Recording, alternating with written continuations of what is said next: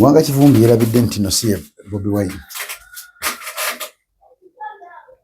Ye Mwanga Kivumbi. Sajja mukulu ayina envigo ne badoga nti bannaye katumuwe ekitiibwa tumwebuuzeko mu nsonga ezimu. Ye n'agamba mu kisenge ky'abaana bange kiba kitegeeza ne mu kinabiro yateekayo. Mu kisenge ky'abaana bange nateekayo kamera. Nalabye ekyana kyange nga kikola weekiti ebbeere nekikyuka nekyekwatako weekiti. N'emutane mama waabwe gy'ogolabe muwala waffe. Nenga Mukama Katonda. Nalaba emanga ali avudde waka ng'amanyi okuyimba bulungi n'atuuka ku stage eddoboozi ne lifa. N'aba nga tasobola kuvaamu ekigambo. Has ever happened to her? Yes. And she has never come out to say it. Takyogera nga nako. Yakola atya? Show ye eyasokera ddala mu bulamu bwe. Yatuuka ku stage nga tasobola kuyimba. Eddoboozi ne lifa. Munoonyeko omubuuzi. Nayinza obutakigamba. Kale muwozi wewamba omuntu. Taata yina akubesinaga mu mute. We mumute mwagala chali wange mumute. We stoke mpya mute. Oh yeah. Stoke mpya bajita. Ne yali agenzi. Ngabuze kuona nejimba muki. Ninga ate yali mutuufu. Ndi muhozi. Agenda okukwata okunyiga Anita Mongo ng'amutegedde byonna bino obugagga bwe buli. Ng'ategedde ne mission ye. Nti mission ya Anita Mongo yali yakuwamba parliament. Nalabezzaako ng'agamba nti ye mukama wa Anita. Yes, ye mukama wa Anita ne mwayira akamusinga. Ekituufu.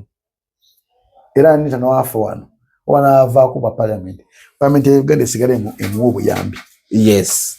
Ekituufu. Kitegeera. Nti yes yakola ebintu bye Anita.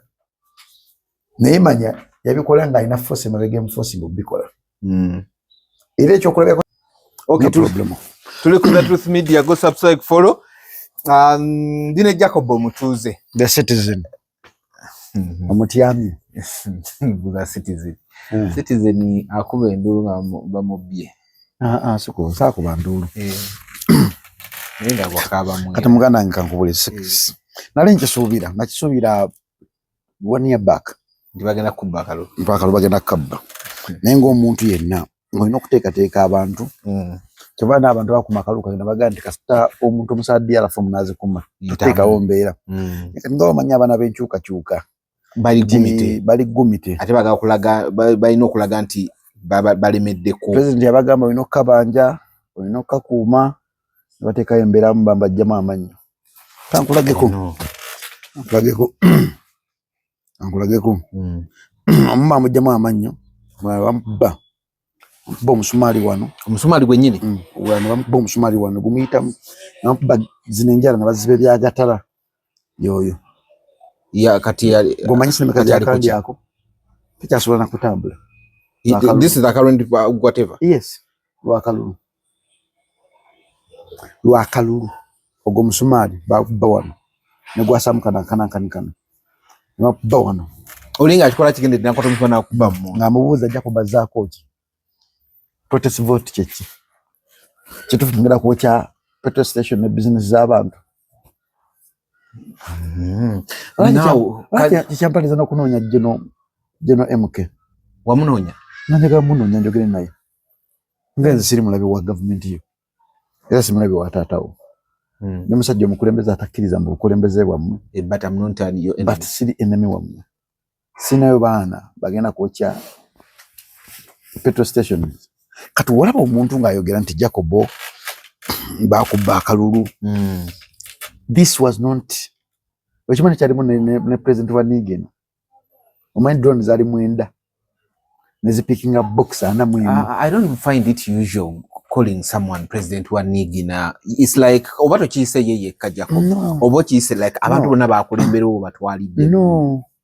President wa Nigin kitegeeza ekibiina. Yes. President kitegeeza akikulira. Yes, but musajja muganda kituufu, but we all prefer Nigin obubina wa Nigin and remember those days abana kyalo bakola. Nigin gwejogede tomutegedde.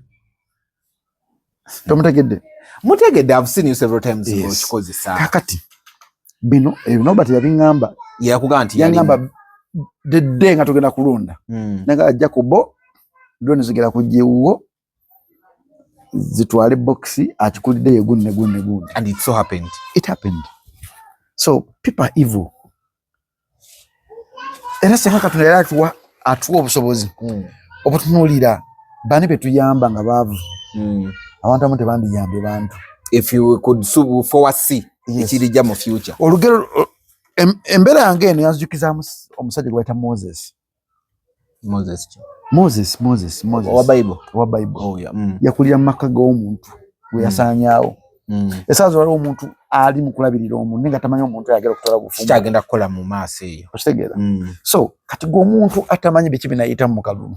Ojja gamba Jacob natya, Jacob nakaaba, but saakaaba because of me. Nakaaba because of abaana balufuna obulumi ku lwange.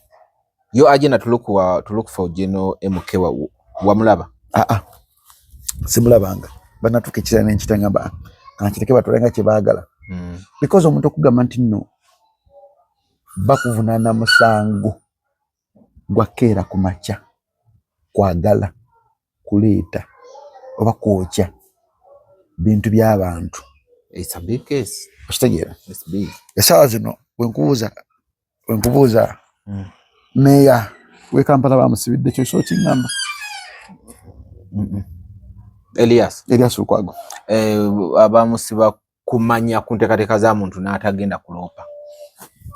Bamusiba kubeera mu meeting n'amanya ku nteekateeka z'omuntu n'atagenda ku police. What is the difference between that and my side? Kuba bali bakubuuza bakubanga bawali bali Switzerland zinali mu Uganda. Nti Besigye yatuula we yatuula Switzerland ne meya n'abalala bibajja okukwata gye bujja maaso zinali mu Uganda nga tuli mu kalulu ka L3 sika MP. So okubanga gwe wali obeera ku kitebe, you're next to Principal Kyagulanyi. They literally knew to buli kimu enteekateeka ozimanyi. It was just a set up by the people betwali nawo mu kalulu nti oyo amanye bali be bazzaako, because for them what they portraying and baga nti no bamukkiriza Nuupu okuddamu okuwangula oba bamukkiriza Nuupu okuddamu okubeera this and this, they are planning to do this and this and this and this. It was not nobody banoonya way out because bali bategedde nti tebalina kalulu mu bantu. Bantu batini aba NRM bali akalulu akaddala. Akalulu akaddala batini nnyo. Kozi bweyogera bwotyo Jacob nina ise kigenda okuwakira malinya ala nga tugenda kyogera ku matagite very fast. This week enyini gye tuvuddemu I've seen na mmere mu parliament. There is a gundi gye badde baleeta ngeri mu ministry ya justice but nga eyina engeri gyegenda okukontanamu na engeri oba obuluje bwakwatibwamu and she so came did a little bit of chaos. Ne bamugamba ebintu report gye bagenda okuleeta n'agamba is it possible fe aba ba minister simanyi biki nga it is something era banini aba NRM bamugamba wayi lwaki tokkakkana ekintu abantu kyavudde ne bagamba ever since she entered parliament aleeta bintu nga ebirimu ya chaos. Yasoka kugamba lwaki temuwa kitiibwa alupo ne muyita high excellence yazzeemu kugira nga ganze mbadde ne basaba webaza gundi naye nga gundi yali aleese yali mu ministry ya justice ne electoral commission and people are like ekintu kiringa kye bamusuubiramu kyagenda mu parliament tannayogerayo kintu kiri awo kyogamba wabula buli wajja wabeerawo ka chaos mu parliament. What's the difference between Namera and Zake? Kan so kumbulyako different iliwo different musajja ono mukazi njawulo ki? You mean bono osolo batwali yako gundi yemu siche ngambi just no the difference ono MP wa Mitiana oliwe Masaka the different gojola bawo ye kati ono mukazi ono musajja tukireke but Namere ngaye omulimu gwe yago ali mu gukola mu politics watu namuyingira mtusobola kumutegeera politics mulimu abantu bebalonda bebawa obukulembeze nga bo balina kukola diversion always nga balina kukola diversion ekyo kibanga kyamazima nga alina okuteekerawo embeera okitegeera wotuddaku ku Minister of Justice owekitiibwa Robert Mao yagamba ba enemy abantu mumanyi lwaki bakuba abantu nga babbi bakita bati ekyo ekigambo kino kyerabira nnyo mob justice because abantu tebakyakkiriza mu mateeka tebakyakiriza mu kooti, tebakyakiriza mu magye, tebakyakiriza mu poliisi. Kati buli muntu atwala amateeka nga waayagala. Naye tubebenkanya abayisa obubi abantu ba Nuupu ne batwala emisango mu kooti, mubaleke bagiwangule nga balina obujulizi. Okitegeera? Naye kati nga omanyi nti no Uganda mulimu abantu ekibala bise bisinga sinyinya President Museveni. President Museveni si ye buzibu. Obuzibu buli bantu abamwetoolodde. Ebyaddala nga nze President Museveni si ye buzibu, nnenya abantu abamwetoolodde. Ate mu bantu ba NRM kati omanye omuntu gwensinga okwagala Regional Salim Saleh. Wabadde allegations tomanyi n'omu meeting. Yes, wabadde ozewulira ne wano nga kalumbu kawedde wagendayo. Namu meeting nga bantu nga nina omukazi ali Canada eyo era yabeera Hong Kong. Yampa ssente mu biseera bya COVID. Ajja kuteeka ekivulu, ebivulu ne bigaana. Nengenda mu mabanja ga millions 3.8. Kati mu kaseera nkawedde akakalulu mulimu ebintu byenkolabira byotamanyi. Nsobola okuzimba ekintu nekiteekamu ssente n'osasula nga amaze okiteekawo. Kati waliwo kampuni zesijja kumugwanga omusonga guli mu kooti. Petrol station abakulira petrol station bali babiri. Aba kampuni ziri bbiri. Nakirabako bango kitadine ku mutimbagano. Kakati abo batulyaza amaanya. Invested a lot of money. Nisengana ekyapa ky'ennyumba yange. So that nga twagala tuzimbe ebintu ebiggwe. Ebyaggwa nibagana tuwa ssente zaffe. Makosa system y'ekkooti otubulankanya. Musango ne gigenda myaka egyo kati gwe mulimu gwakutaano nga bakolayo bati lero ojja mu kkooti agamba mu zitaliiwo paka nalina okugenda okwegayira mugamba nzira ku zero. You didn't go there because of Bululu na biki? Nzira ku zero because of ABCD. Nagamba kijja kitya ngamba kiri mu Uganda. Nanyambako because of that. And there's a progress. There is. Musango bali kumpe gisala. But there is. In your favor. Senga siye. Ku paperwork twakola ogwaffe. Their job is to pay us our money. But for them bekwasa ntino emirimu gye twakola tutwagikola bulungi. Ng'omuntu omulimu guba nga guli 100% gukozeko 88%. Okitegeera. Omulamuzi n'asala omusango nagamba babawe esente ze mutadde mu balooya ze twateekamu n'atazisala ntibazituwe. So ebintu bingi bigenda maaso mu Uganda byotunira system nga bimala kutuukako.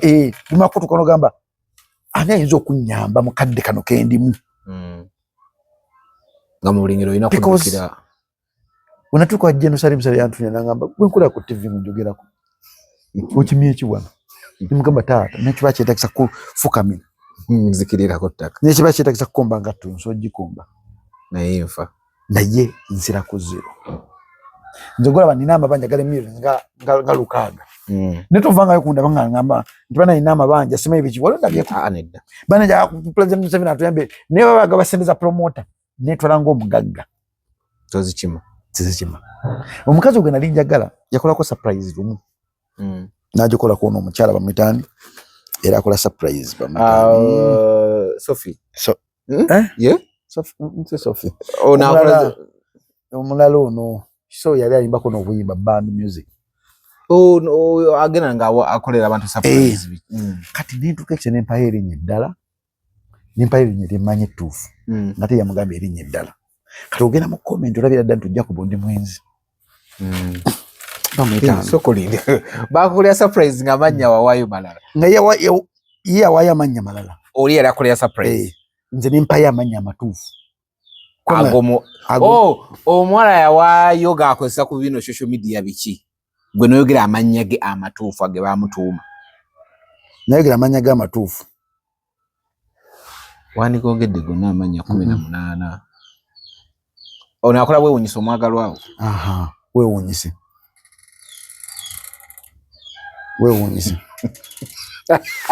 Gwe, you fell a victim of weewuunyisa omwagalwawo.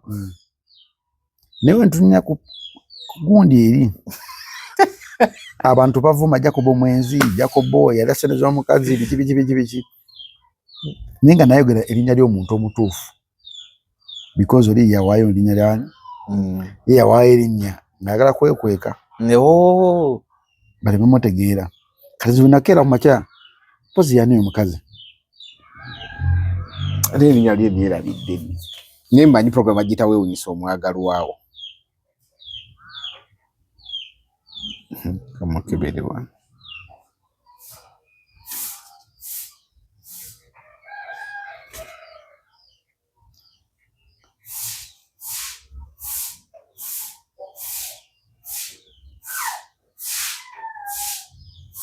Shifa Shifa kati Shifa yamuwa linnya ddala nze nange nenjogera linnya ddala abantu ne bagamba Jacob Mwenzi Jacob yayogedde linnya ly'omukazi omukyamu biki mukazi wataali eri kati wenjambi gattaabonera binzigula binaku ku mutimbagalo gwa laafu gwa ate ekintu kya love go wakyetema.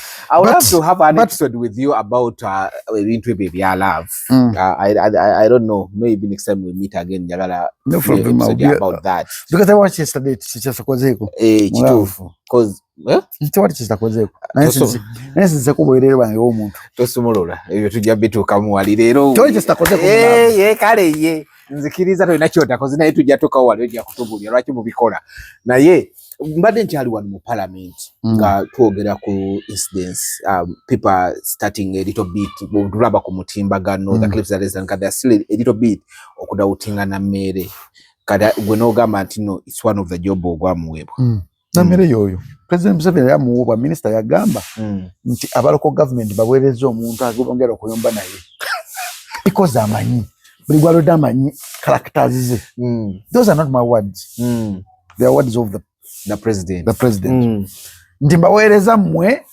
omuntu ajo basobola by the way she's good in what she's doing mulungi nnyo ng'akola ekintu ekitaliimu ye wekibaamu nga kireetamu ye nga kikwata ku ye awo webujja obuzibu so nammere ne balamu ne basindika mu local government erimu ebizibu by'otamanyi mbadde mu local government ngimanyi obuyaayi obuli bw'omusolo buli mu local government abatwala simanyi ba town clerk simanyi ba engineer simanyi baani bagagga bazibu basengale ba ministers obugagga kitya so nati kwati bujukira nti there is a clip eyatambudde yabadde ya yesterday balamu yabadde abala 42, 43, 45 okitegedde kati bagenze bali mu kukola masomero biki ebitakambula bulungi we yatuuse okubala abaana bali mu ssomero mu kibiina kati obwedde namba azibuuka yavudde ku 43 n'agenda ku 45 okitegeera kati ono oyo omwana wano kitegeeza baba mweyongeddemu omwana automatically abantu nga bebuuza ekyo kye bakola ki anyway kati kankubemu kintu kimu kyolina okumanya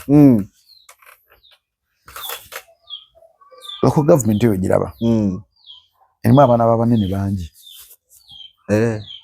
ekisinza okusuula government ya president Museveni nguzi nakwagala kusanyusa buli muntu yenna nti omuntu gwe yalyako ente ze mu lutalo n'ategeera nti omwana we akyaliwo alina okumakinga sure nti omwana afuna ki omulimu either balina qualification oba talina qualification okusanyusa muzadde we mulimu omuntu agenda Makerere n'asoma journalism naye nga journalism tamwagala nga yali suppose kubanga asoma bwa dokita bewojja okukeera mu makya okusanga akola byayagala nga ye mulimu omuntu nga yasoma obusawo naye nga tabwagala nga suppose kubeera either driver bewojja okusanga mu ddwaliro nga takufaako olaba oli mu kufa ye nga ali awatunonoleka ndwale tubagenda mukola because takyagala kuva ku ntomo y'omutima era senga tuyiga okumanya baani betusomesa omwana byasubye musomesa abyagala yes government emufuwadde points agenze Makerere gwe tukutegeredde ojja kusoma busawo naye gugamba kusoma busawo abo baagala jajja ofano soko jogule wano okitegeera tuli mu Uganda erimu corruption ng'eviira ddala mu fountain of honor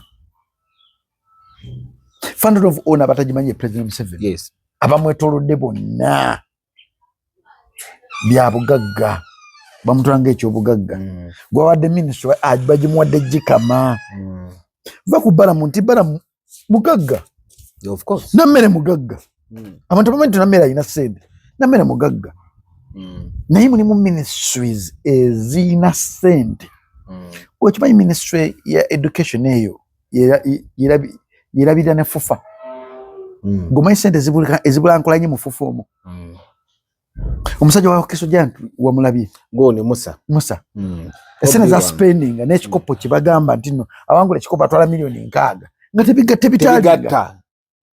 It's not even a quote of sentence is ateekamu kitegeera spending kingi kyalwanira okufuna kitono niweebuuze ki mulimu science ki gwe weebuuze mulindwa alina vipers yamanyi okutunda yuko n'abasambi ba mitwalo 4 amitwalo 3 2.5 aga dola naye ono wa Wakiso tatunda ngo ne waliwo timu eziri awo neweebuuza zikola sene zizijjawa omusajja agantu buli naku ola training spending millions 2 naye ngogera kuwangula milioni 6 yep golaba bigatta watch tebigatta kitegeeza waliwo hidden agenda hidden factor eri in sports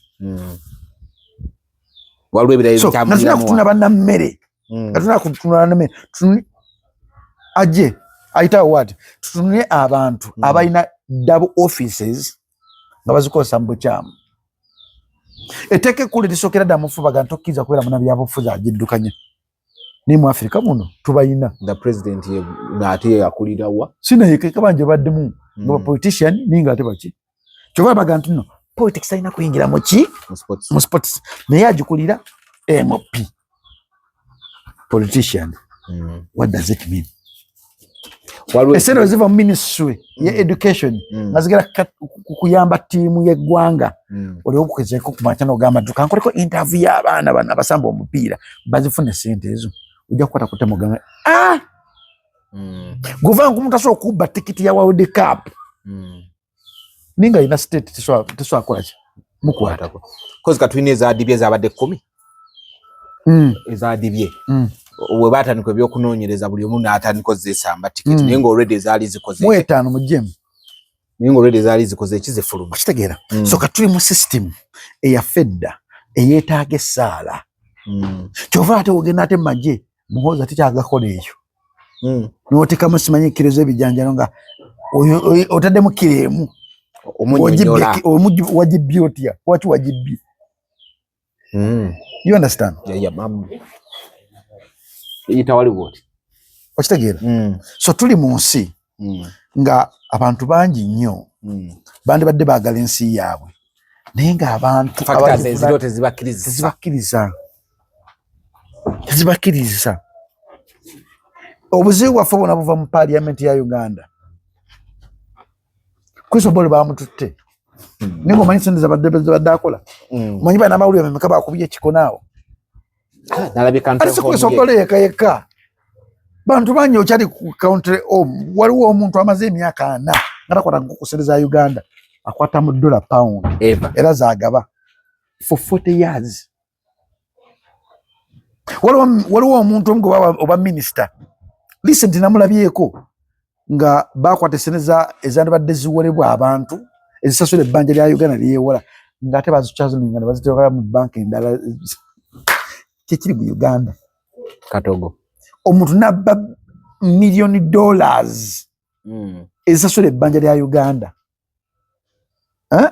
guva nku minisita okubanga abadde n'ekintu ng'akituulidde nga Uganda bagibyeko millions oba zaali 14 oba 15 ziri somewhere awezityo nga bazibbye zatambudde mu channels president amala kuva njagala kumanya ani yazibbye tuli mu Uganda nti omuntu asobola okuyingira mu Bank of Uganda nabba bakwata bokumutaasa you understand yabbye laptops ze bakozesa bukutaasa ne bayoola mpya nga zirina mu bibox you understand kati ensi yaffe gye tulimu tuli mu Uganda ng'omuntu asobola okuleeta ekintu ne kimudibirira n'anoonya abalina obuyinza nga bannange mbadde mbasaba mweteeyo etteeka obunamba upya bamanyi bagenda bujjawo bagenda zijjawo baddeyo kuziri anti zino okubaliriza ate zibadde zikola kitegeera kati ebyo nayo bibaliriramu biggukira mu nsawo zaffe abawiwa musolo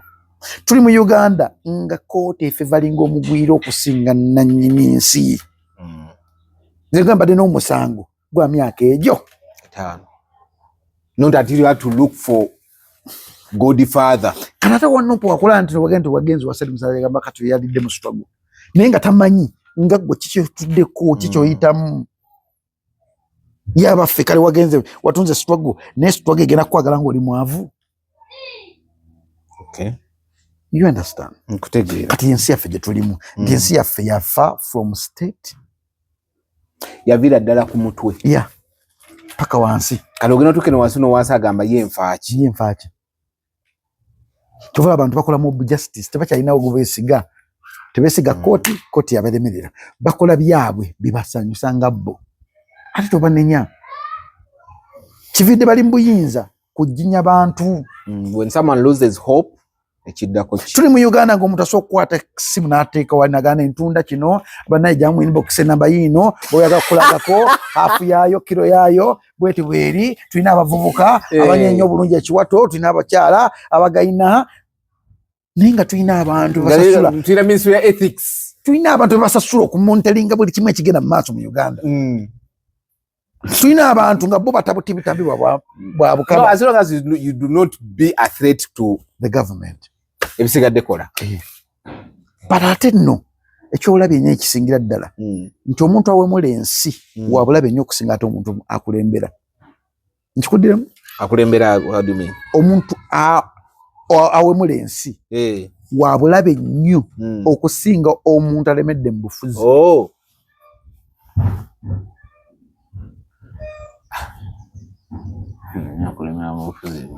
Muganda wange omuntu asobola okubeera mu bufuzi. Kati kankubulireko kino olugero lwa David ne Sawulo olumanyi mu Bible. Olumanyi mu Bible? Tali musomi wa Bible. David yazaalibwa mu family nga tata tamulamu importance wadde nemu. David is gwe baatunda. Oyo yali Joseph gwe baatunda. Kade Joseph yali mutabani wa Jacob. Jacob yazaala nga ayagala nnyo Joseph. Ne kati David yazaala ne baganda be abo nga bali mu magye, abalala nga bakuba accountant, abalala nga bali ye nga ye mulunzi ng'alunda ku ttale. Naye Katonda agamba Sawulo nagamba kati gwe okuvuddemu ne naamuleka awo. Sawulo nagamba njagala kumanya ani oyo Katonda kagenda okuteekako amafuta okufuuka kabaka mumunoonyereze. Eyamuwa entebe amugamba nkuvuddemu. Waliwo abantu abamu Katonda baalekawo gunoonyiga nogano omuneighbor oli afudde naye omusajja atta abantu abangi nnyo wakitafa. Kumbe Katonda alina mission ye gyamwagaza akisuka agituukirize alyoke aleete omuntu omutuufu amuteeke wawe. Kyovola buli mukazi ku kkooti yabuuza nti Katonda ali ku holiday. Tali ku holiday. Katonda ataba era ategeera. Ate Katonda tanywa mwenge teyeebaka. Kyesi talina kiseera kye. Ekiseera kya Katonda nga kituuse buli eyakeera ku makya okunyigiriza omuntu mu ngeri y'omwewo endala ajja kusasula. Walako Gaddafi physically oba gwe nvira ku mwana Nawizo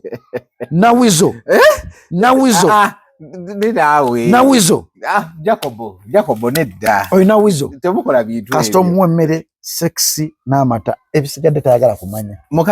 Mukazi kyovola muyita Nawizo yazaala abaana n'abagayalirira ali Ketia n'abalya bonna.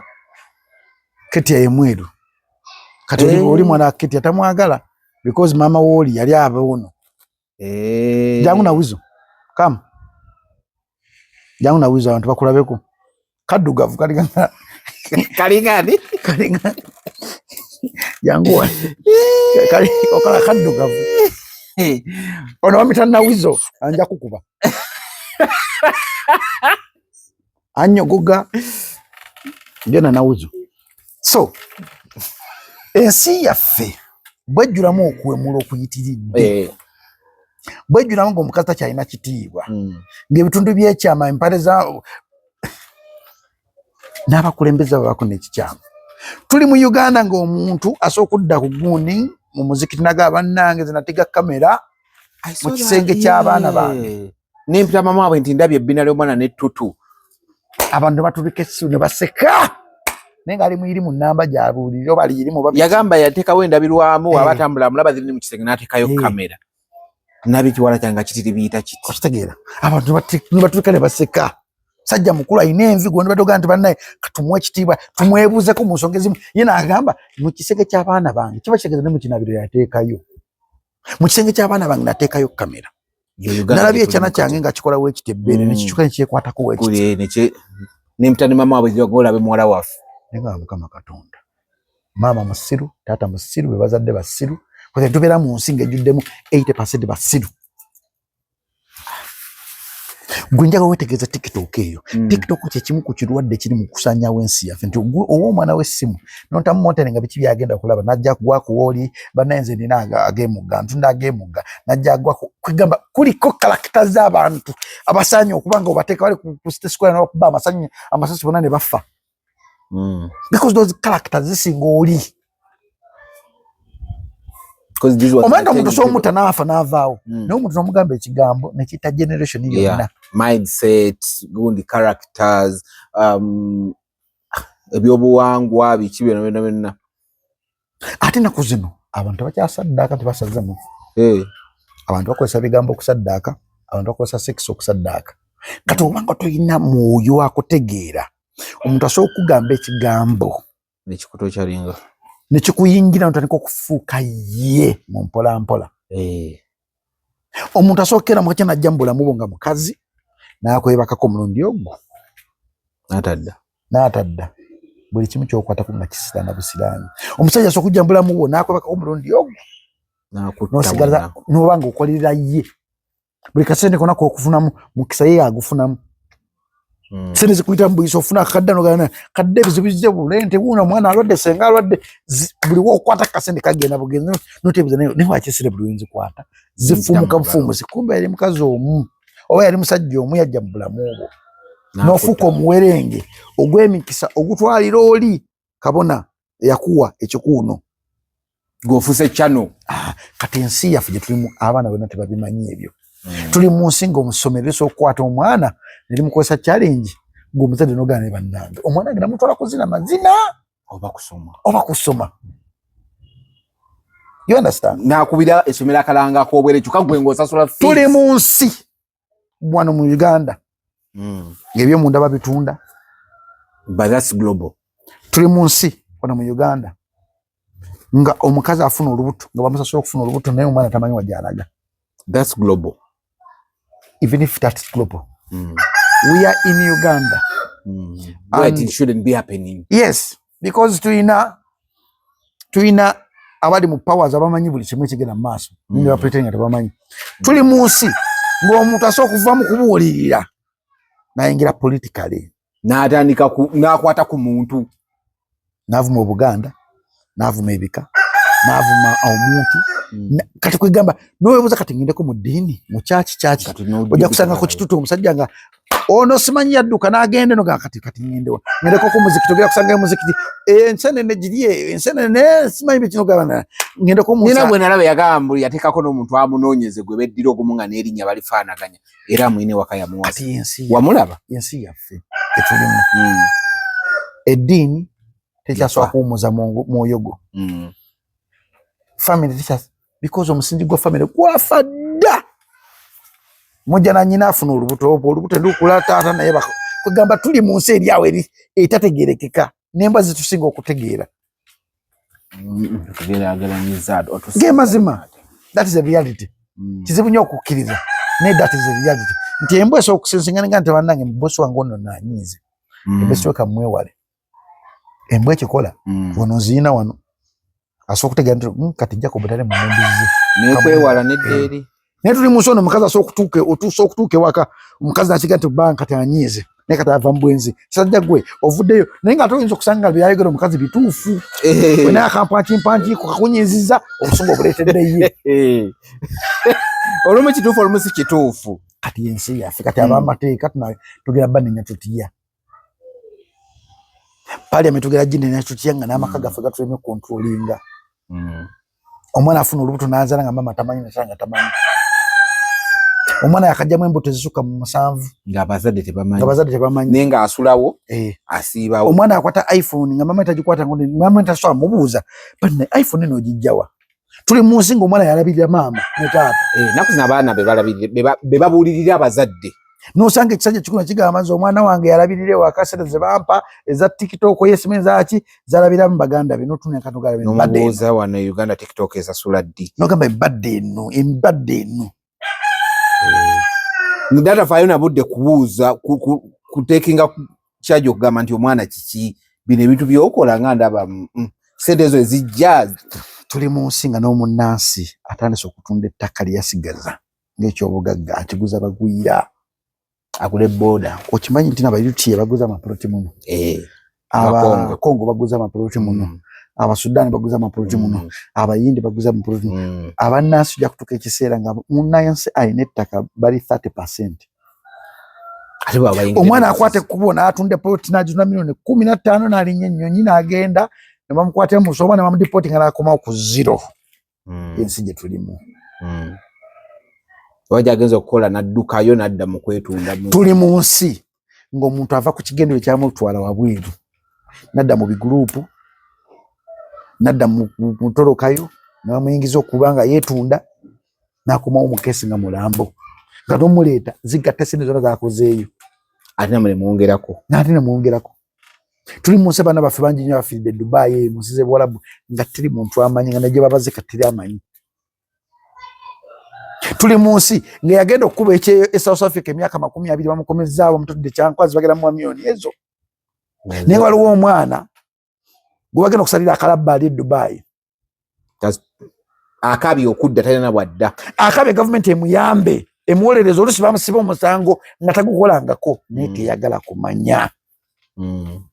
Era tuli mu nsi ng'abadde South Africa n'agenda kukola bibye n'akomawo gavumenti emusuubiza omuwa miliyoni 5 n'omutwala ekyankwanzi ng'eyakubibwa amataba tebamuwanga ssente ze. Nalabye wano recently babakuba emiggo. Kati manya ezo bazirya kakati balina okuteekawo embeera. Balina ekigambye ekikazi kyekinagadduka omusajja yakikubye emboko. Kati ensi yaffe gye tulimu yeeyo. Ensi yaffe gye tulimu yeeyo. Era tuli mu nsi ng'omwana abanja taata we andi taata wange. Kati leero tukedde ku intaneti. Mama Rahima Pink alina obwangu. Rahima Pink alina obwangu. Ono afaanana Jesus bw'omu kwe baawaana ku baana ba Kafeero. Yamubase dda. Ate ssente yaziridde zibadde bamusondedde. Kati bali ku intaneti beeyuza. Ni Mama Rahima Pink. Kati olina kweyongera. Nasaasidde nnyo gundi. Nsaasira nnyo ani Bulunoke. Nti okuyamba kirungi. No the limits.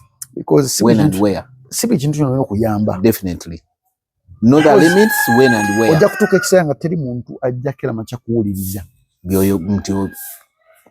Ninga ate abantu abakuyamba bali bangi. Abeetaaga obuyambi. Nze kuledde naye mbikola. Ninatuuka ekiseera waliwo omuntu yantola ku bukedde. Okola ku bukedde okolawo. N'aŋŋamba n'agamba omukazi omulina program naye eyamba abantu. Jacob yantambuza ebbanga ddene nga ŋŋamba agenda kunnyamba natanyamba nzina antambuza ebbanga ddene namubuuza yankubira essimu gamba wayi okuyamba kwampaka. Aneta. Kati g'osubira ye wajjidde ku lisiti yange tekuliko bantu balina kuyamba. Oli yali ayagala wajjira gw'otandikirako. Si buli kintu kyo bakiyamba. Era nagendeza nnyo nagamba ojjeko ekinaga nsenga Katonda yali atuwadde. Akakaba nti omuntu gw'oyamba ono emyaka 5 oba 3 ejijja mu maaso agenda kufuuka buzibu. Agenda kweyisa atya n'omanya w'okoma. Abantu bandiyambye. Mulimu omuntu gw'oyamba nakufukira akayinja ku ngatto. Naye naavayo mu public neefuula omulungi ennyo. Nze simulinaako buzibu. Omuntu eba naye simulinaako. Omuntu oyo gw'olaba yaninako obuzibu. Namulaba omu ku mmwe. Oba mwali mu mbozi mukati. Namubuuza gundi mwabaki munnange simulinaako buzibu. Omuntu oyo gw'olaba twakeera abakezi ku makya yakeera ku masimanya ayagala sho nga saagala nkosho sisaba nkosho. Simunakundawo ekibuuzi. Ensi nemukundaga nti Jacob ye mukyamu.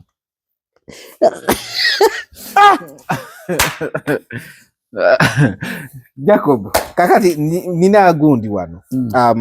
Butambala. Yesterday but one. Mwanga Kivumbi, former MOP, yabadde ateereddwa on bail, cash milioni 10. Then abadde bamuyimiridde buli omu emwemu cash. Katayi tekasaze. Ave Butambala akomawo ajja mu kibuga. Police nesalako drone nejja kuliko abaleya kuliko abambadde, but that night yakubye olukungane wakewe na gye battira abantu 10 n'ababuulira how everything happened. Omwe yagambi mweyogeredde Anita Among, n'ayogera Muhoozi, it was a lot. Sasa gutukubye nnyo tukyuke ebya Mwanga Kivumbi. It so happened it was mokasera katini a lot happened. Kwe kumuta ku koti no bamuwadde bero ne baluddewo almost bavuddewo regulo nnyo. Omala okumuta agenze waka akubye olukungana enkeera kwe kumuzaayo. Manyi Mwanga Kivumbi yerabidde nti no si Bobi Wine. Ye Mwanga Kivumbi. Ate nerabira nti bebakola amateeka bagakola by the time yali etteeka eryafuluma okuinciting violence musango no gw'amaanyi. Naye nasose nebuuzaamu bamuwadde bail ne bamuta n'agenda n'amaanyi gonna nakola olukung'aana olwo n'ayogera byonna byayogedde nti nategedde nti bagenda mumukwata nanze because mulimu abantu abagumiikiriza naye Muhoozi si mugumiikiriza. Nkubuulira Muhoozi he doesn't take chances. Mama Janet Museveni they don't take chances. Si bagumiikiriza aba babiri byonna sookera mwakyo bikola naye Muhoozi munyiivu mukambwe naddala ebinnu. Why would he be that bitter? Because senga siri ku kamera naligambye ekigambo ne kati sijja kigamba nekigamba off camera. Ali bitter because baagala kusuuza taata we bukulembeze. Ali bitter because ensi eri corrupted nnyo. Ali bitter because abantu tebali meeting bigambo byabwe ne baani bebogerako.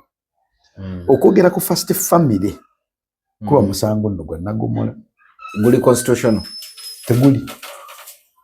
Then why would you say neguli baguteekamu recently Rwanda yo labayo tosa kwera na mawuli n'ogera ku President Kagame nga tolina lukusa kizigero kujja mu Uganda wano nga tolina lukusa okwesa ekigambo President Kagame ino kubiranga n'olukusa bwogenda kwogera about kuki era kiki ekikuwaliza okwogerako tosa kyerekeriza n'okireka bw'okireka ovaako ki kale nkwera macha nenkubuza nga munamule ani afuga ensi at the moment. Of course everyone will be like tulie bigena maso with what is chigena maso people will say CDF many. I'm saying people tata yavudde n'agamba bwe kimu kyotamuzi kyakola kituufu. I saw it because takola kintu nga talina wansi wakyakikoze. Oluzaasa okukola ebintu n'akola ekintu ky'ekibbuli n'abaako n'etteeka erimuyamba emabega tajja kuwamba agambe nti no Jacob nkuwambye naye nga alina statement ez'abantu zigamba Jacob akulya abantu bagala okuwukya Kampala. Statement yo kaike ekutwala ina Lufeenya n'opookya n'abakubuuza katwagala katwala mu basement oba basement whatever case it is nti Mwanga Kivumbi yayogedde statement nga zokka zimuzzaayo mu kkomera nebbeeyi butaddamu gifuna. And remember President had said tembawa bail Lwaki mubawa bail? Because bamutwalira obujulizi obugamba nti abantu bagamba nti tubate bakola ABCD baplaninga ABCD. Ate kyamukuba nnyo enkyukwe ogamba nti Dr. Kizza Besigye yayina abantu abali willing okutraininga Abannayuganda okujja ku gavumenti ye. Naye yakikolako lwakuba yali teyafuna mukisa mumukwata. Kati yafunye omukisa akutta omuntu abadde agenda okulyamu ensi y'olukwe. Treason. Talina muleka bulesaawo. Atayaye. Ye yadduka buddesi n'abeera mu ki? Exile. N'apulaningira eyo. Naye ng'alina connection wana abalintu abali mu system. Kakati Mwanga Kivumbi w'ekitiibwa Mwanga Kivumbi. Kati wetwolekedde kagenda kutandika butandisi. Kafirimu ke ogenda kawulira kali ku ntandikwa. Kali mu ntandikwa. Are we seeing him kuba okuva bamutwete tunamanya wali? Are we seeing him very soon? Omuntu amuyina ensi yonna emumanyi amuyina. Batana bali postinga. Tenaba. Aba bulijjo abadde najja postinga. Wanaaba yagadde. Amuyina ensi emumanyi. Kwe katulabanga sirabanga katemba. Waliwo muwozi wewamba omuntu. Taata ina kubesinaga mu mute. We mumute mwagala chali wange mumute. We stock empya mute. Oh yeah. Stock empya bagita. Ne yali agenzi. Nabuze kuona nejimba muki. Ninga ate yali mutuufu. Ndi muhozi agenda okukwata okunyiga Anita Mongo ng'amutegedde byonna bino obugagga bwe buli. Ng'ategedde ne mission ye. Nti mission ya Anita Mongo yali yakuwamba parliament. Kujjamu muntu omu bwesigwa. Si kujjamu muntu omu bwesigwa. Yabeere kuba parliament bayise ekiteeso nti nno parliament egenda kuyitaani egenda kunda president. Mu kisanja kino. Wemala okuyisa ekitiibwa nti parliament egenda kunda president yesimbewo. Nati parliament yeronda. Ate weeronda tulina ky'oba ogamba. Era kyenkanakana n'okujjamu omulala obwesigwa. Sebo. Sasa okujjamu omuntu obwesigwa kiwanvu nnyo. Blood wange. Okujjamu president oba mayor oba councillor oba deputy speaker oba speaker kinene. Sikikera kumacha nti naye omuntu ula mwenna naye omuntu ngamba nti parliament etudde tugala kujjamu president Museveni obwesigwa tekisoboka. Naye kiri kyali sensitive nga kipange nga kiruke bulungi naye wayitawo ka breach katinoye kati information efuluma nga walina omukabamu kakati wenjogerera omusinga emirembe bwenjogerera alina ebyobugagga naye emirembe gy'olina ajeegomba agamba at least mbeera mavu naye nga ntaayaaya state olina okubeera nga oli very keen whatever case kyogenda okukola nga tomenya tteeka nga tolina musango gwonna gwa nguzi bw'ogamba nti ngenda kulwalira abantu olina okubeera very keen. Kyewaliwo n'omuntu omu bamukanga mwana mugamba nti gwe tumanyi byokola n'Anita billions zewali eza gundi naga how did they know? Nakola Holland kyebayita Holland mu Jamaica kakana nti state ezokuleka netegera nti kati obugagga bwono buli ABCD niye wakera kumacha nabeera n'ekirowoozo ekyokwagala okujjako gavumenti awe tuyingirirawo netugamba abaffe kati kululi ne kululi wakola ABCD EFG nga tukulaba gwe manya tubadde tukulaba nga tusirise busirisi kati taata waffe Mwanga Kivumbi katumusabire aveeyo bulungi naye bye yakutteko ababiri tebazannya nga CDF ne family baagala nnyo family zaabwe baagala nnyo ebitiibwa byabwe era singa wali akasente ng'olina okawa mu Yesu akuwe ku bulamu abantu abamu bandiguza obulamu okuva wa Yesu nga banka ya Yesu Yesu yalina okugamba oba Jesus oba Katonda munange asangibwa wano naye oba olina trillion ya sente ng'agala kwongereyo decades nga 10 genda abantu bandiguza obulamu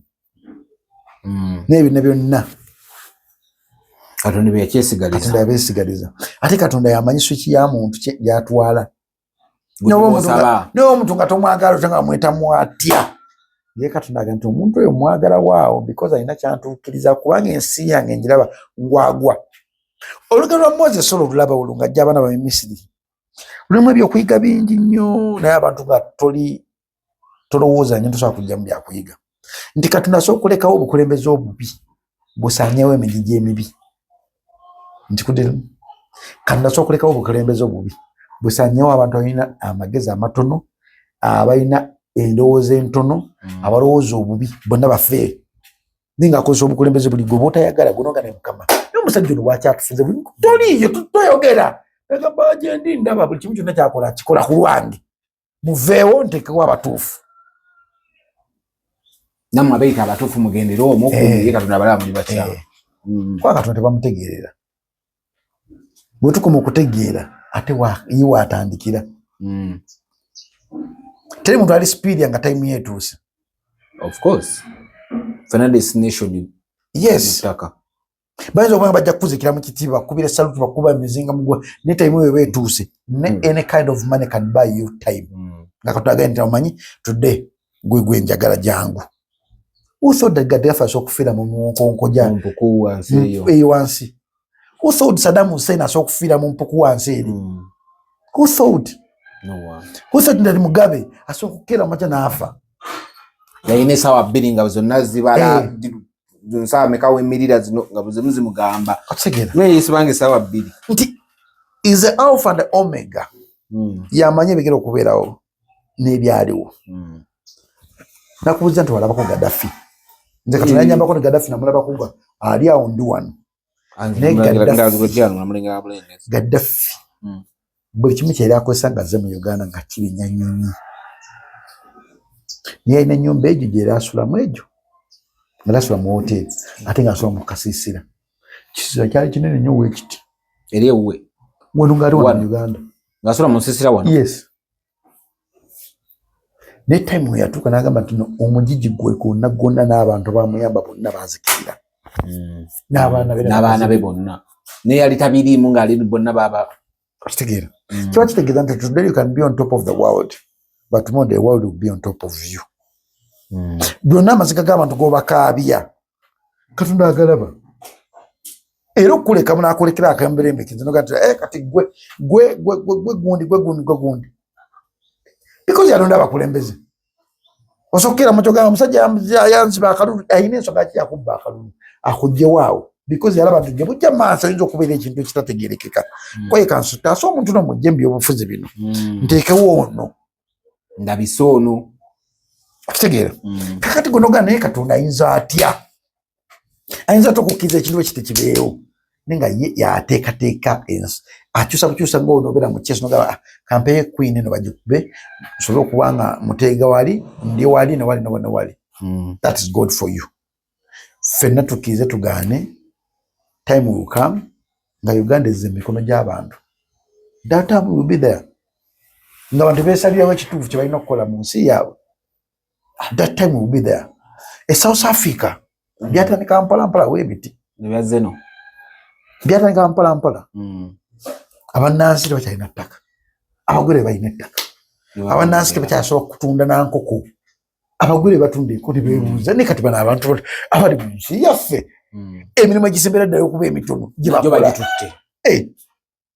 tulina wano Abachina batunda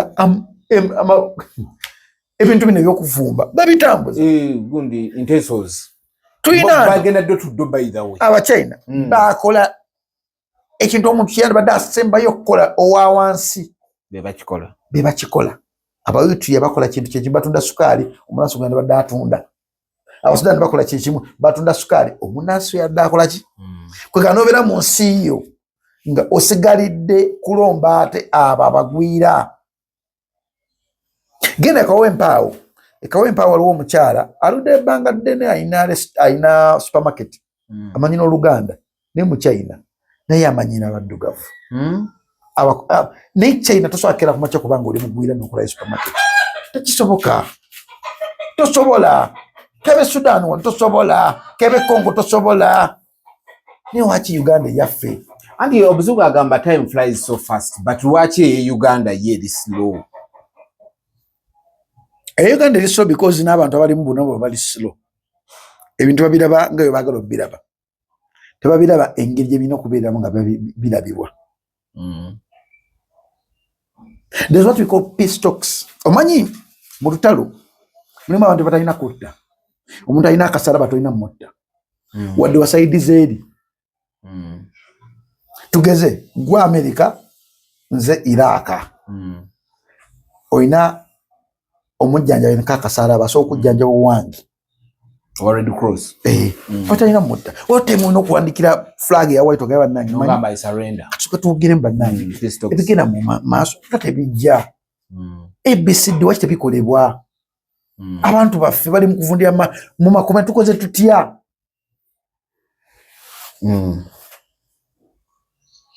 Tukoze tutya myaka gigera mu 7-10 mulimu ababulira ddala kyekigenda mu maaso. Oli yabba sweta ne bamuteekako nakati bamusiba wamu ne yabba obuwumbi.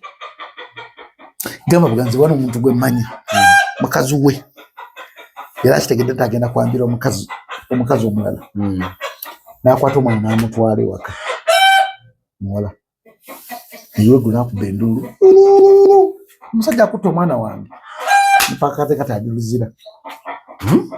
Omusajja akutta omwana wange, omusajja akutta omwana wange amusobezzaako nakati. Omusajja gamba nesiso akweka ku mwana gwenzadde nakati ali luzira olwokuba yateeka nti oli agenda kuwasa. Batambudde buli wamu ofiisi zonna era asobola kujjayo omusajja naye nga obujuzi bulaga takwatako ku mwana we naye ali ki luzira lwa polygamy. ye system gye tulimu nti system gye tulimu ekusibya nga tolina musango.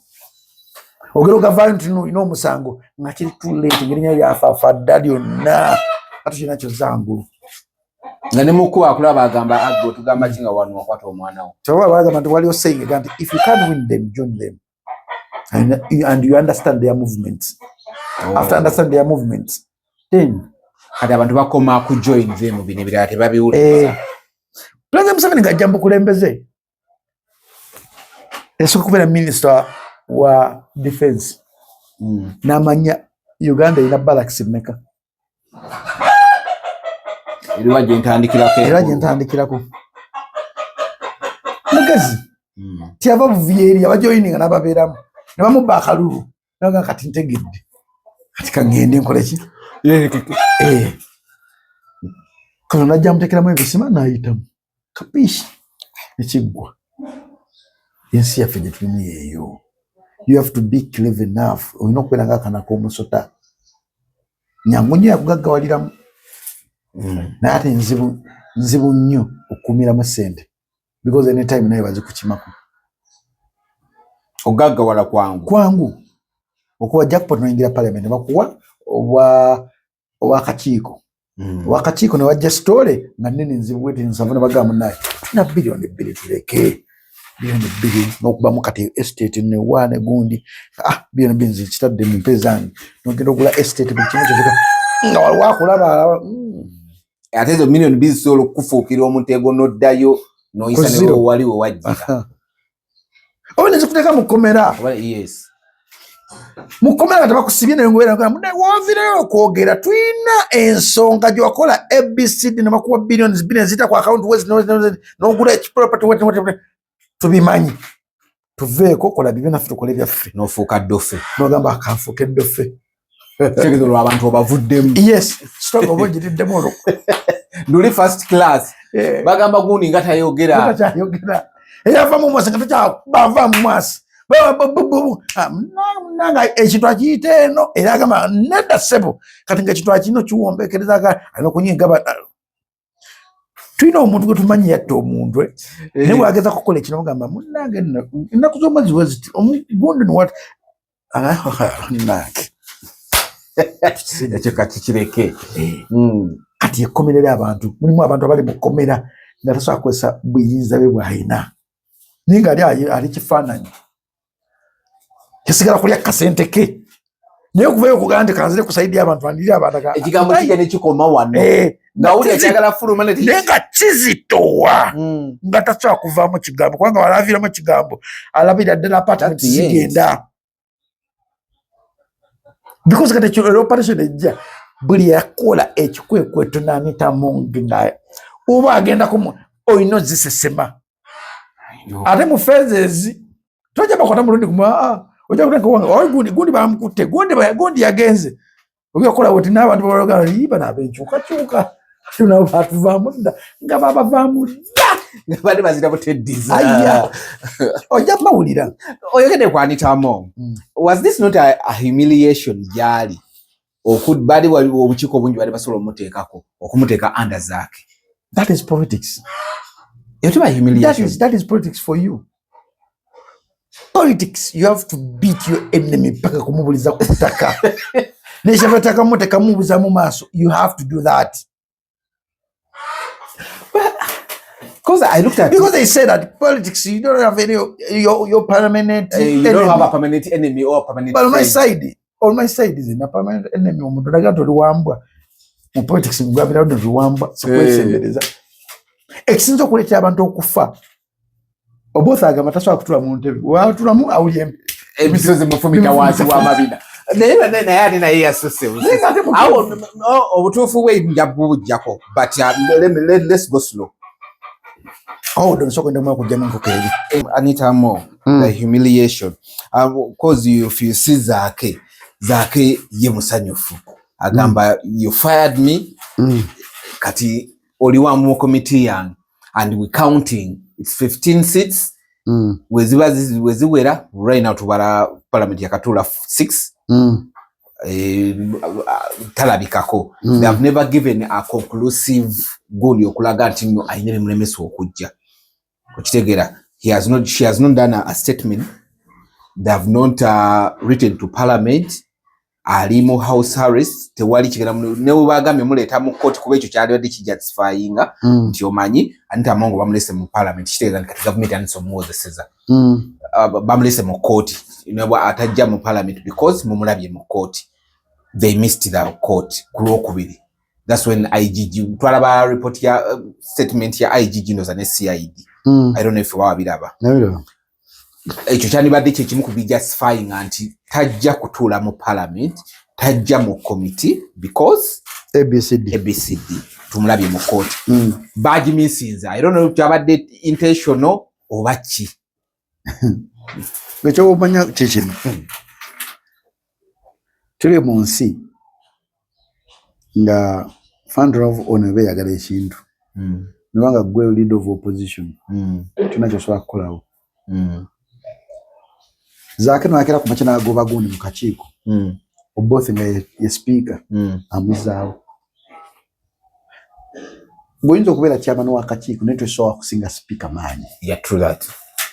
Kiri. Kati speaker wa parliament.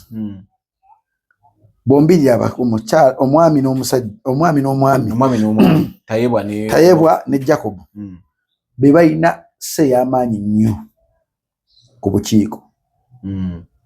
Era walaba nga Dr. Muganga akaba amaziga nga Tayebwa amufukidde akayinja ku ngatto nga yali eri aseka. Netwebaza Katonda bamaze ne bamukonfirming. Gundi bamukonfirmize. Deputy tajja kujja ku public. Niba nonyengeje wakireetamu ojja nkugambidde ano ojja kudigana nakugamba. Babuze bamukonfirmize. Baana bamukonfirmize. Obutuza emirundi esatu yabuyiseeko. Babisazamu yali submitting am before. Niki just akwanga ono yali akimanyi. Ninga tayagala. Ayina ensonga ze ziri hidden. Yasobola kuteekana ku kamera. Naye yakola katemba mungi alimba ageze ku malaalo. Who does that? Omanyi omatera ekintu kisinga kuluma omuntu okuwalana nga te akwalira mu nsobi. Ostegeera. Kweka yebulunge mutaka. Yokola ebyo nabyo yakubeera akola. Yali approvinga muntu omu yali hidden. Status okulwana nenga akulwana obera naye. Ninga tomanyi nti ye. Status okulwana. Nga nakwadde ekifaananyi kennyini akulwana. Ninga byakulaga akuwadde. Gwera yinga tumuyinaako obuzibu. Ogamba gundi yampadde ku njagaza kumbe ono ya. Naga mundanzi munange. Ogwaye nakukoze. Olera yako omuntu okuwa ebyo yabenswa n'atakuwanswa. Oba nakwera mu guno natwalira mu. Weza nkona n'okweka ekino ga nkona. Ninga mu mbiri okona temuli. Edda otwazanyanga obuntu buno ngomanyi ko either jene coin zibiri zifanagana ngakwana muno omulaga coin eri eno notabikula guno notakubikula oba lusingo zaayo munano oleta nga temuli gwakono gama buli muno kati mulimu abantu abagabise ngagaba nga takuwadde naye nga kibayita mu Luganda agabulula era nalabezaako ng'agamba nti ye mukama wa Anita yes ye mukama wa Anita ne mwayira akamusinga ekituufu era Anita n'afa wano wanaavaako ba parliament ya Uganda esigala emuwa obuyambi yes ekituufu kitegeera nti yes yakola ebintu bye Anita naye manya yabikola nga alina force emabega emuforcing okubikola era ekyokulabirako kya Anita kyandibadde kyakulabirako buli politician yonna gy'oli notasekerera Anita because today anytime nawe kikutuukako kisobola okutuukako whether peacefully or forcefully yes nti eyinza okubeera mistake ejo nga kuplugging ekintu nikitwala buli kimu kyonna kyolina so nga tunakusekerera Anita nga tunagamba Anita kati nze mukama we yesu oyinza okuba mukama we mu kakiiko batudda mu ayirako y'ebyafa bya Uganda akusingira wala kati nze byonna ajja kubumbikiriza but ono zaake kyeyakoze maybe abaataddeyo Anita omulonda kwako kakikombo kyewadde baagala kyenkubuuza was it a humiliation kyebaagala because nga nagenda parliament ejuddemu politics ate otegeranga omulabewo onoonyanga obunafu bwe obunafu omulamu bwa Anita Amongo mwemutuuza n'enzaake kati zaake kamusabulire ddala amulinnyeko ate nga ne public naye wemusabula nti kokirabe nti obeera mu situation nga teri muntu asobola okukwatirako kisa nze olunaku nakyawa Anita Amongo lwali lunaku olwo namuwandikira ebbaluwa mu covid nga twakava mu covid awo covid owokubiri nga tugenda kumumalako alina budget eya billions of money nga musaba just obunankano obukuba popcorn obuuma 10 bwokka obw'emberenge buno bateeka ku makubo yagaana ate yawagundi basi Anita wagirabako anti bagenda ogimuwa bwati bwe bamugirayo kakati omuntu yenna nga tasobola kulumirirwako nnaku mukazi munne nga togumona ebinjaga bwa abakazi abafuna ebizibu mu covid abaazala nga baana bato nzaawe nagamba Anita byasente zo nsikwinaako obuzibu n'omuta nemuta naye tekiri ku Anita yekka bwobanga oli politician ani era nti Besigye asookera mu kkomera for this long ani era amanyi nti wajja tuva ku nkalulu ekatuwe papa Erias Lukwago agende mu kkomera and humanity yali evuddewo nedda ssebo kati kankubuulire si yekeka Besigye eri mu meeting eyo meeting erimu abantu bangi but the meeting really happened it did it was there he attended the meeting was it true omuntu yakwata esimu nga bino babiteesa n'abiteesa n'abiwa bano gwe kyoba omanya kiri kino wammanga I won't go into details nekyo ku bye twawulirako kubanja kyoba omanya meeting yatuula e Switzerland ne bafuna investor agenda okuvugirira ensonga gye bali baliko ey'okutraininga bali balonzeeko abantu nga was it 100 of them ne report nagiraba nagisoma nenjitegeera naye kyasinga okukeera ku makya okukola ensobi nti etteeka kwe kulwawo omukwata bandi mukwatiddeyo bakwatira Besigye naye bamuleka nasooka ava mu kalulu sina yekka waliwo bangi nnyo abakyatambula ate bali mu gavumenti abali mu opposition abatambula nga balimu eyo meeting nga mu meeting balimu tebana bakwata kati kibuzo kiri waki etteeka liri slow ku bantu abamu waki etteeka liri active ku bantu abamu because nga nti Besigye bamukwata oyo najja n'amuwuliza n'omuwuliza ate n'omukwata naye ng'alesewo ekintu ekigamba nti nja kusaavinga CDF nagamba gakunsaavinga olwedde nkulina mu bitabo byange mu ripooti zange mwoli ojjudde kyo kitegeeza nti don't tamper to CDF tomutamparinga ojja kutambula kale tekiga ekyo nti tontabaala sikutabaala bw'ontabaala nga ngenda Mwakaivu ngamba Jacob alinayo ki eno Mwakaivu Jacob alinayo omusango gwe guti nga ngweso gomusango ofusoko kukwata then nyoka kwa mateeka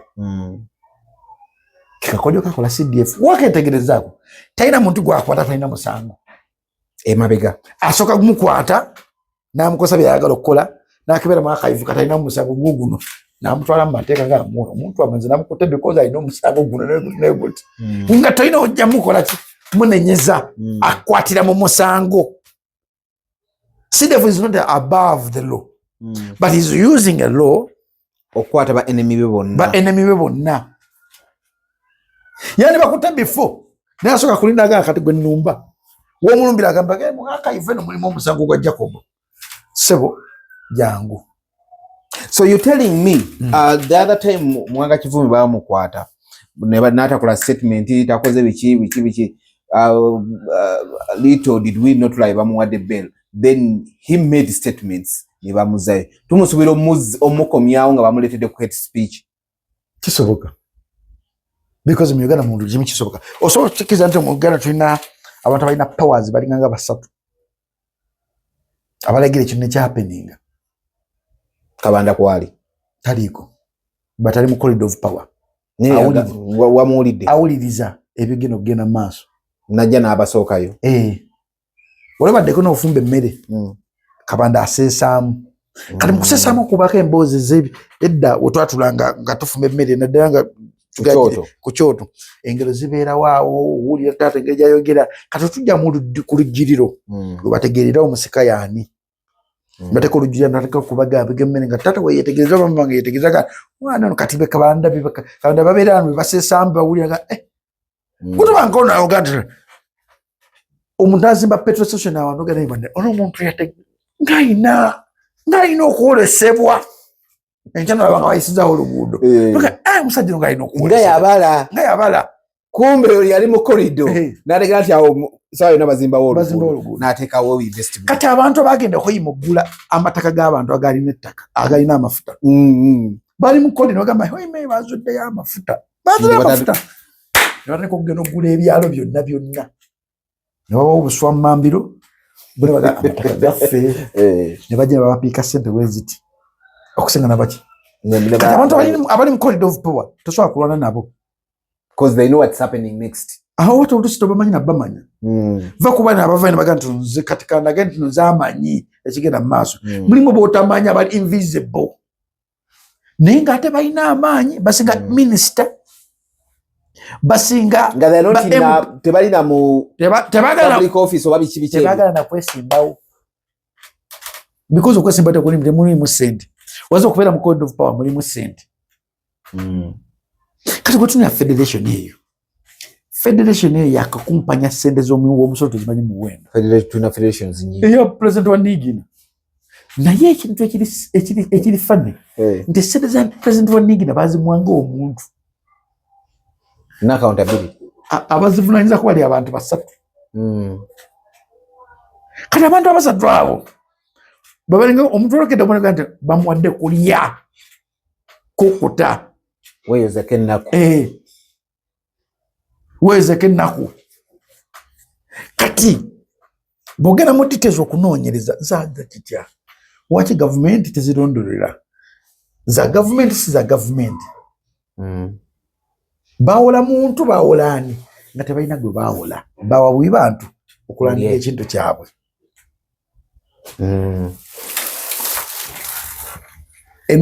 UPRS yani ya government si ya government it's under URSB eri under what government kitongole kya government UPRS wogitunulira ebekolerani ebekolera government of course cause ye Carol ye Monica oyo omukyala bamuja era ne waba ayambadde tayambala gundi ya UPRS ayambala ya URSB yo babadde ne annual general meeting she came through ne yoyo yali nga chairman wa board then ali presenting abayimbi then CEO avira dala mu URSB avira dala wa mu URSB omanya kwata ko wajava paka yes kwano liko aliko oli omwami era naye nga ava mu URSB ne bamukyusa ne bateka ko oyo mukyala kati yoyo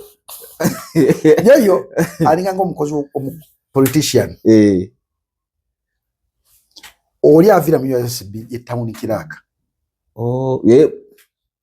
yoyo politician anytime avaawo ne baleeta ya kati yoyo ensobi gyali mu kkola kwe kwetiko ensobi z'abantu omisalaba gwonna kwayagambye ngenda kubalwana doesn't matter which name you have oba lizito waliti I will fight you kigambo ekyogedde emirundi esatu I will fight you I will fight you I will fight you olwo n'agamba wizo ne president waabwe no mu federation yagambe sente sijja zisobole ezo namulaba balina meeting gye baakola n'agamba zannemyo tegeera ezo kati n'abangi bagamba eza federation tuzitegeera owa federation agamba eza UPRS tazitegeera kana ate baabayimbi bagamba zino tebazitegeera cause nakubidde yoyo I was on radio nkola ne record radio I was on radio nemukubira nemugamba ensoloza ya sente zineeryetya nemugamba do you need omuntu enyimba zata registering nazo zicollecting nagamba before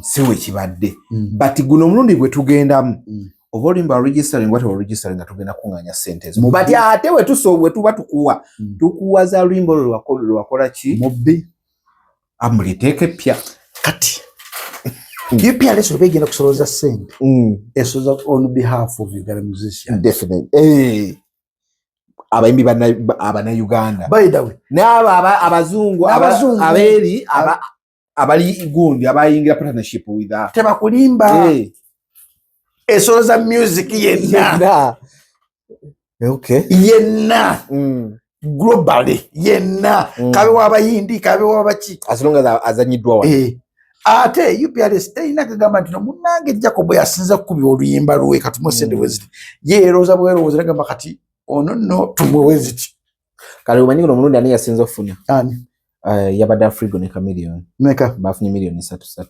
tuwebuze Afrigo bakomadde ku bulimba lwawe mu bala I don't know then yasembye ofuna manyisa za yafunye meka 12 ani tebamwogedde actually ne bali tebamwogedde but n'abantu abali munda I asked someone nangamba bwe nakugambya yasembye ofuna kijja wawala kubojja kyogera UPRS omulimu gwayo kwe kusengeka ensoloza ya sente tevanga ina ganto luyimba lukustinga sente weziti no tevanga ina ganto luyimba la Afrigo band ku video mirundi 15 luvudde sente weziti yes gwosazi no ku YouTube ne omanyi bya YouTube bitambula ku video joteka ganto video eno ekubi egundi weziti evudde sente weziti UPRS ndade kolachi nayo yakola bwekiro egena kwavuwala oh yeah tejja kusasula abakozi abagirimu chovana ntina abakozi basenga ba boss babafuna sente kibo kiri ninako omukozi gwemanyi yagula eyo na mugongo agimalawo yali ku mulembe gwa wasula kuva wa wasula kakati yoyo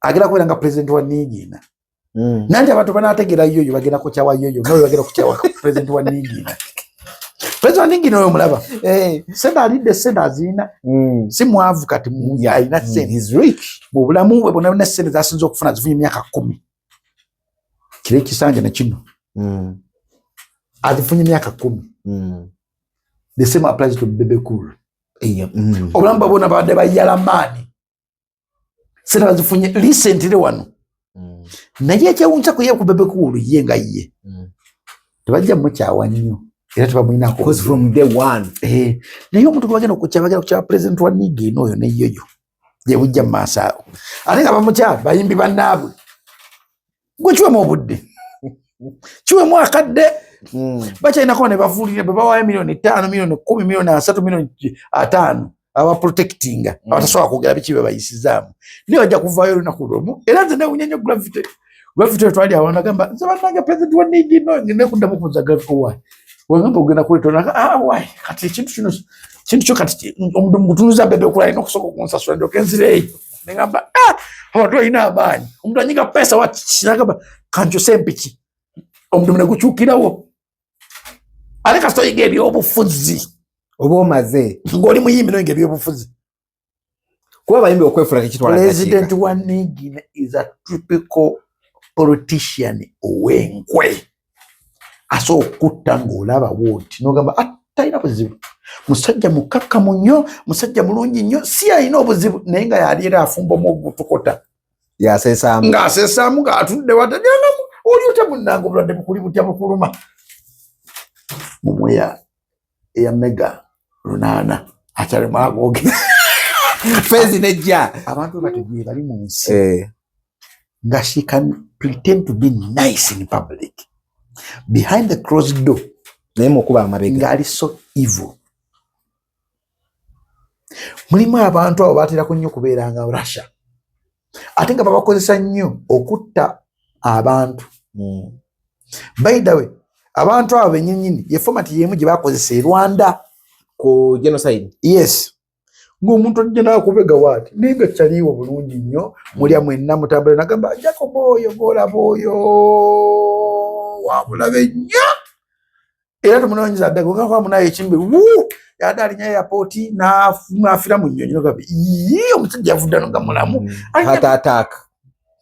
Anyway ataataaka zisoboka kati abantu abo batraining oh yeah they go through omulimu gwabwe guba gwego kibamu training okukola. Yes, pretend to be nice. Beera awo nga ofuneko n'abakugirira obukatera nsangano ono bamitaani nogaye bamitaani efanze ndi legend yayimba dda bamitaani nagaba legend yayimba dda mbule legend bamitaani tanyo okuyanya naye kusanyuka ayogera ebitakwatagana ono omumpi Wetega politics buzibu. Mutegedde. Bamitaani erinya ligenzi. Kafuko. Bamugamba waki program ye kuba federation. Mwagala tukole tutya. Mutekemu abaffe. Ne baba sindikira bitemu. Lord bitemu. Basindika abantu aba. Basindika Lord bitemu. Wano n'omukyala simumanyi linnya lye. Irene. Irene naye upcoming aluddewo bulwi upcoming Lord Bitemu upcoming Lord Bitemu yakubiyeko oluyimba lulihitira omanyi lwaluyita batya namudiguli ayina oluyimba lwadda nga bagamba nti ennyimba eziri hit ngoleta namudiguli naye aluddewo ng'ayimba kakati oyo Irene simanyi kugonza ayina restaurant yawe botunya pane eyo kuliko Makona wako wako nekubeerako nze nekubako Lwamiti nekubako Lusinobati nekubako Bitemu ne Irene abantu mukaaga naye abantu mukaaga bojjako nze abantu bataano bonna boogera olulimi lumu era bakulanga bakufunzizza ggwe atayogera lulimi lwabwe basobola okukufunzaga amwagenda maaso. Nabuuza lumu Kafuko lumu nagivaako program by the way nakwate kubenga bakantambula butamu era no mu group ya ejawo moli one time remali Gundi yasooka okujjayo Irene era ekibuuzo kyajja mu Gundi mu Gundi nalaba omwana ng'abuuza n'agamba naye leero mwabuliddwa abantu bemuleeta president wa Nigiina yateeka the woman she's so off topic. Not ebintu olumu byagera not knowledgeable about akakubulire bogera kubanga ogera about music industry. Yes, recently 2 weeks back nava ku program eyo nasituka basitusi nogenda nindamula ku kamera ngaba naye munasonyaza okuva mu program nakati bibogera sibitegeera kantambule nkole ngende ekibuzo kyali nti togera about big fili BBC nibasokera ku mukazi nagamba nze manyiko babiri omusibu manyi nambuzo manyikani manyiko Chameleone ne Bebe Cool because balina omutima omulungi oli omulala simumanyi nagamba Katonda ndi wantu wakyamu mukatera akatofunaga nze program ya ruled out Bobby Wine era gabanaye nze sigera kubeera na ku bantu abatategera mu program asijja bayisa mu maaso kantambule ja kudda oluddako kati politics w'abantu abamu bali mu industry bamategeera akuba ki politics nagana tuanye federation tuanye corporate nga yategese bukadde bwe wagenda kuwumulira because we know bitambudde ensanzi zitambudde azimazeeyo tajja kipya kyanoonya wantu kantule wano nkole ABCD as long as government enkwatako alinga nga magogo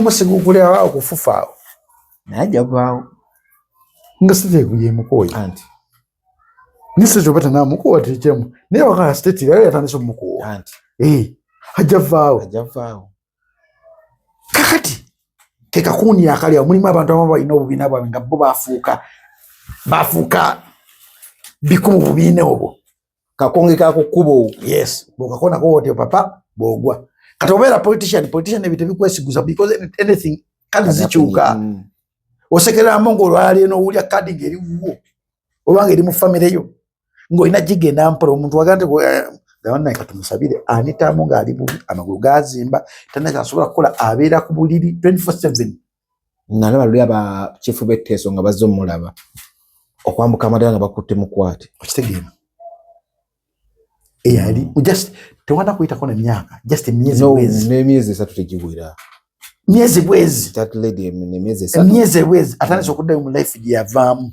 yalwana nnyo okuvaamu medication tajifuna yali badafuna first hand medication tolina kwogera kigambo na kimu ojikira omuvubuka yatta omuntu yakubijjayo pisi nakuba omuvubuka nebamusiba ku Shoprite bali bamuyita kanyamunyu w'emmotoka yakusuka kino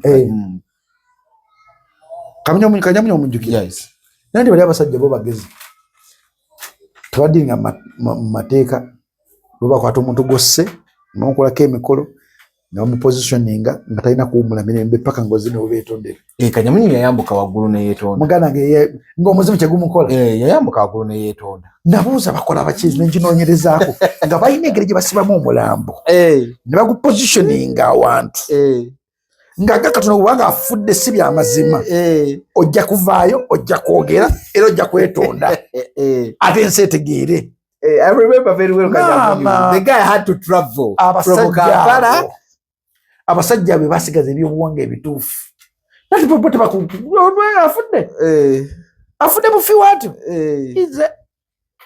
bapositioning omulambo balina engeri gye bagusibamu tebatekayo eddagala simanyi bire kafeni simanyi bamusanze n'obucupa bo bapositioning omulambo gwabwe ne bakwata omunyi ne boogera ebigambo byabwe bagamba bw'obanga ofudde mirembe wumula mirembe tujja kukuwayo ebbanga lya myezi 6 tujje tukutereeze nobanga ofudde si bya mirembe yenna yakusse mulete wano they later go back ne bakutereeza nante kusobola kuwumula nanti omala kwetonda bale bateka nti wamusse oze noweetonda ne bakusalira kyebagala nekulaba ne baddayo ku ntana ne bakola emikolo ne bakutereeza n'owumula mirembe ate abeeyo battabbu abo balaba battabbu katulaki tebatuyambako tebasobola bayamba omanyi tebasobola bayamba because bo nga bo bakola obwakabaka oba bakola endagaano ate bantu banywerera ku kigambo kyabwe tebalinga nga baganda bayidawe nti ekigambo kyabwe bakinywerako batya bakinywerako bwe bati nti bagamba nti ffe mu bukulembeze bwe tuwa ekifiyo kyo ffe kyetwagala ebisigadde kola byoyagala bisigadde kola kasitofo tuwaako abaana beewaffe abasobola okusika abaffe gukenda kubuuza lwaki omusajja ono bamuyitaani ono era mulembe gwa Amina era Moses ali wakitavaayo wakitawumula naye ng'omanyi enteekateeka omanyi kyayitamu okubeera abantu awo ali ku muliro nga taliwo lwa mirembe ali ku muliro ffe tukyakwagala gwotukiikiridde gwotukwatiridde nga tategeera naye ng'alina okubeera waawo kati abasajja bo bamaanyi nnyo era oyo yawasayo omukazi yawasayo omukazi naye bakubulya ennono yaabwe yamaanyi nnyo okusinga y'Abannayuganda okusinga y'Abaganda twante abanyoro batoolo basobola okuzikusa n'olima naye ate bali babulabe bali bo tebakunyiiga bagamba kati ofudde bw'oba ofudde mirembe wummula mirembe niyo obanga bakusse bosi mu byekisiru Jacob tugenda kukoma wano till next Saturday we shall meet mukamanga ye mubezi bali ne Jacob omutuzo bali ku Truth Media go subscribe follow nga abiri mu tugenda wa Irene Namatovu nange nangirako tugenda kulanga tugenda nga abiri mu tugenda wa Irene Namatovu tugenda kubeera ku Serena agenda kuba bagita strong woman agenda kuba Jacob nakulaba ku press conference yogera nogambula muto muyitanga ko kiralo evo mitamami ngamba mu mitamama ne ngamba ate lero ngenda kwambala yiye ku TV lero ngenda kwambala yiye ate lero nyambadde yono sanchuse nyambala bachali bange singate bakola ono singate tebagera teka bivulu kati singo itabwerere Kazino kisoboka kwa mwana. Wezi wa muzika babugazi. Nenga cyo bumanya ati. Simala gamba nyambala bachali bandi. Grace Nakimera 11 September agenda no kubera ku Serena. The power of grace. Yes. Manyo mukuba yimbi abochala. Abagira mu regime yali mu muziki. Baide wali kusomero. Lisebo. Ani akomanyi wali ddawa. Wali wasokera ddawa. Ola Grace. Negativu. Ani. But I think by then nali ku Lubiri. Wali ku Lubiri? Yes. Kati Grace Nakimera ono. Nze nganze chali wange. Nina history naye mungi nnyo. Mulabe nga shininga ne mulanga nga diminga. Ne mulaba ko lunaku nga walinya stage. Alabe empologome emulumba. Nkubuli ebyaddala kati bino byenkugamba omanyi badde nnyo mu mutima kati yali agiraba kati gwe wagiraba otya yakunnyonnyola munyonyozi anti kati ko olaba nzikiriza there is evil, there is good. Definitely ekyo sikiwakanya nganze ate kusinzira byendabye mu industry nalaba ko Lema nga avudde waka nga amanyi okuyimba bulungi natuka ku stage eddoboozi ne lifa naba nga taswa kuvamu ekigambo. Has ever happened to her? Yes. And she has never come out to say it. Tachogera nga nako. Yakola atya? Shoye yasokera damu bulamu we. Yatuka ku stage nga taswa kuyimba. It wasn't differ. Munonye ko mubuze. Nayenza butakigamba. Kalo nantongo katanze. Yeah, bana. Oha yese mwagala sijagenda nyo kiwanvu. Tojagenda kiwanvu. Muyine byamwe byabawula. Betutajja. Bemwateka omwe. Sina je mwateka o. Mwabambozi mukati. Ne sina. Kalo no katafe. Kitufu. Wala no mure yaine kitambo. Yachiwo omuntu. Wala yaine kitambo? Yaine kitambo. Yachiwo omuntu.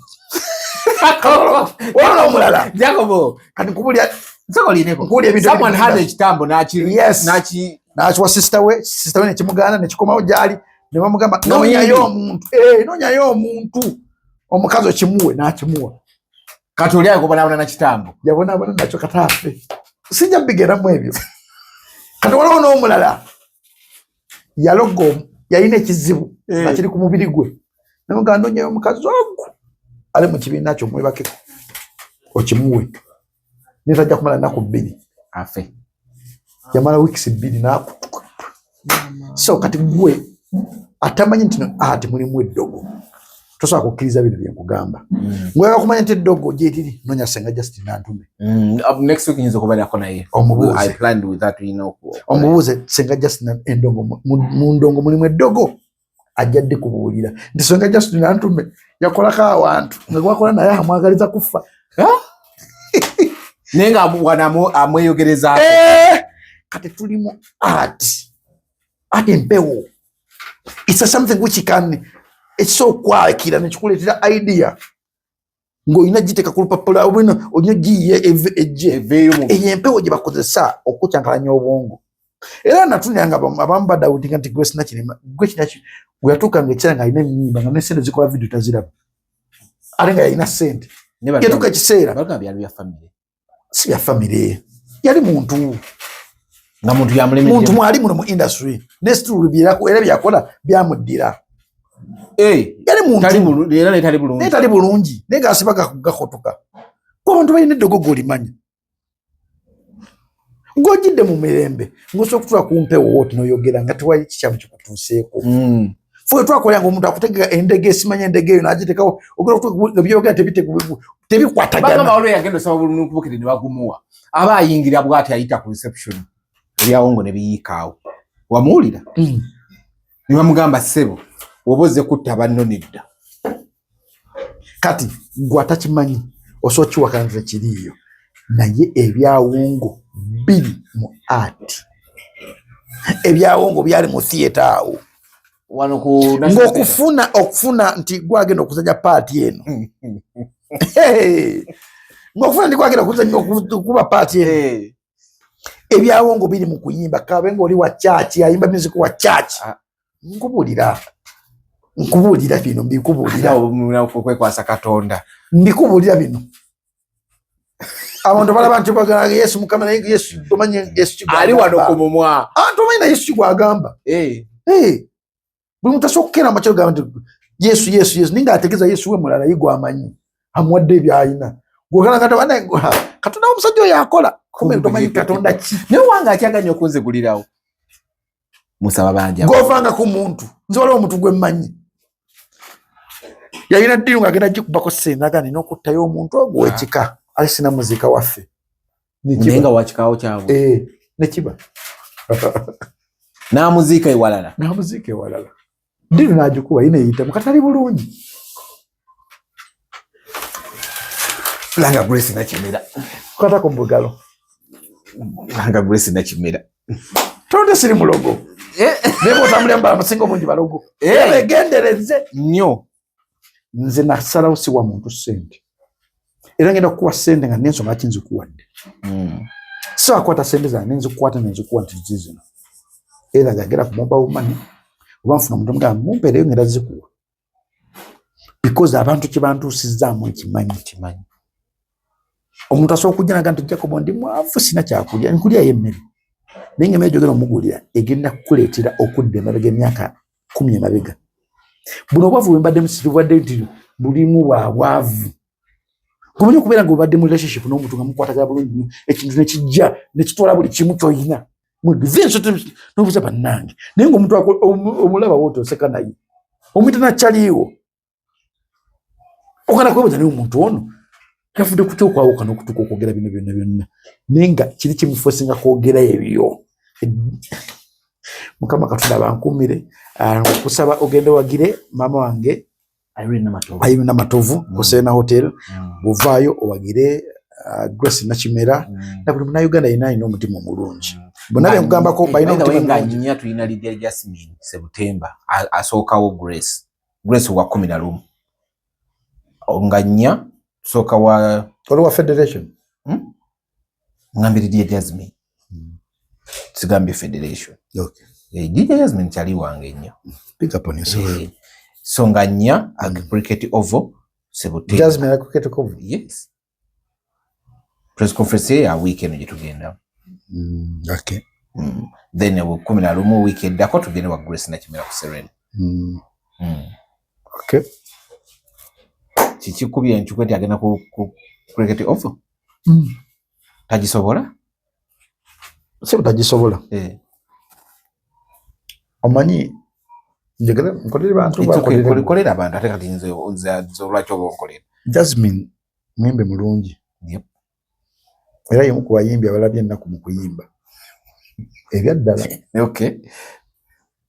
ava ku muntu yalabaddeko backup n'ava kuba backup omala kimpanyi Jasmine ko ba already and wizo nga Kalo Kasita ye mukulu we Kalo Kasita asinga abantu bangi nnyo naawe eki okuyimba Kalo Kasita asinga Rema n'amakula emyaka experience Kalo Kasita asinga Nandujja Nandujja amusinga Kalo Kasita alina abantu basinga awo okimanyi Kalo Kasita ayinza okuba ali takikola kwegende takikola kyali wange abanyiga mamu Kalo Kasita ne bambi ne Kalo Kasita abonye era kyova nti n'ensonga lwaki namuwagira ku show yi si because diki namuwagira because manyi story we okuva mu Cash O2 wabala kwa Cash O2 balaba ye kaya standing n'avayo nalyo kajja mu S&S band era nga struggling obisa band buli lwa band yeka muganda nge pako yakola ki